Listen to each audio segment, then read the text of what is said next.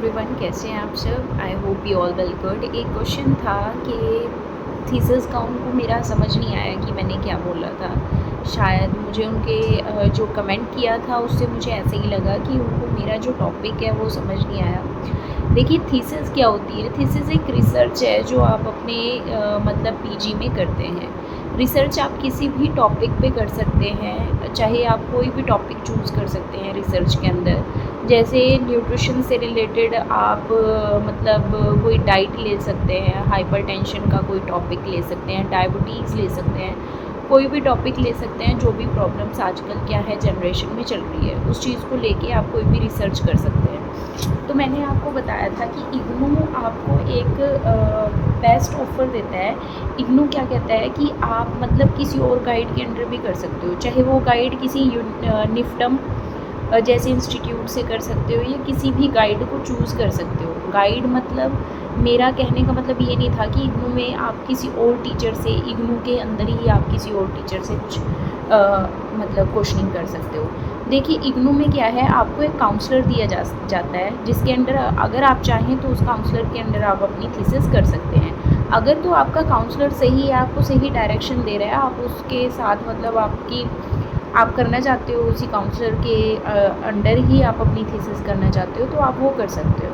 अगर आप उसी काउंसलर के अंडर अपनी थीसिस नहीं करना चाहते तो आप किसी अदर इंस्टीट्यूट जिसमें फूड्स एंड न्यूट्रिशन पढ़ाया जाता हो, वो कॉलेज आपके किसी लोकल में हो या कोई भी कॉलेज आप ले सकते हो।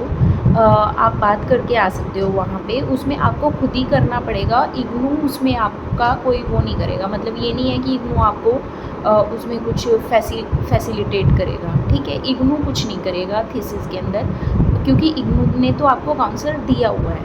बट इग्नू ऑब्जेक्शन भी नहीं करता उस चीज़ का। अगर मान के चलो आप अगर निफ्टम में करना चाहते हो तो निफ्टम में कर लो, किसी और इंस्टीट्यूट में करना चाहते हो या कोई कॉलेज है आपके आसपास।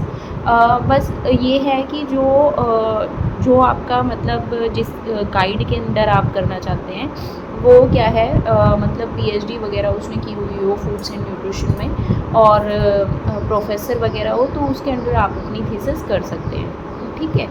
और उसमें क्या है, कोई और गाइड का मतलब है किसी और कॉलेज में आप कर सकते हो। उसमें क्या है, आपको बात करनी है उस काउंसलर या प्रोफेसर से कि सर मैं आपके अंडर या मैम मैं आपके अंडर अपनी थीसिस करना चाहता हूँ। तो उसमें गाइड की जगह उनके साइन हो जाते हैं। उनका भी बेनिफिट हो जाता है कि वो कह सकते हैं कि उन्होंने किसी स्टूडेंट की थीसिस करवाई, ठीक है।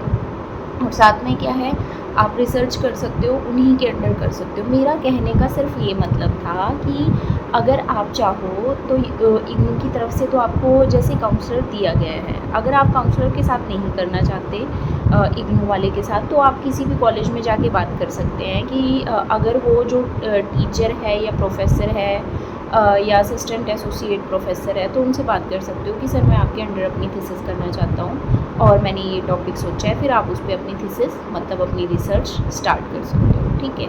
Thank you so much for watching.